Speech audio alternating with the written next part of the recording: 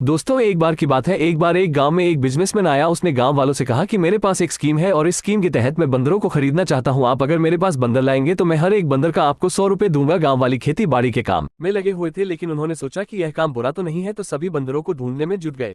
कोई 2 बंदर पकड़ कर लाया, कोई 3 बंदर पकड़ कर लाया, कोई 5 बंदर पकड़ कर लाया और कोई 10 बंदर पकड़ कर लाया। बंदरों के हिसाब से उस बिजनेसमैन ने उनको पेमेंट दे दिया। गांव वालों को भी लगा कि ठीक है, उनको उसकी मेहनत का फल मिला है और यह बिजनेसमैन ईमानदार है।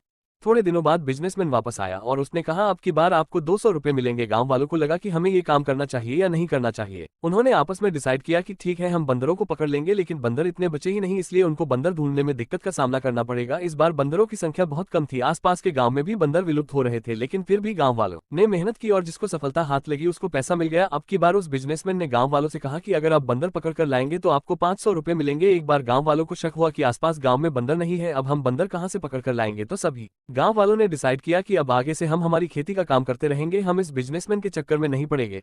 अब कुछ दिनों बाद को बिजनेसमैन वापस आया उसी गांव में। उसने कहा कि अगर आप मुझे बंदर देते हैं तो मैं आपको 1000 रुपए दूंगा एक बंदर के। गांव वालों को भरोसा तो था कि ये दे सकता है, क्योंकि पहले भी उसने अपने को 100 रुपए और 200 रुपए दिए हैं। उन्होंने कहा कि लेकिन आसपास बंदर है ही नहीं, हम कहां से बंदरों को लाएं। ये कहकर चला गया।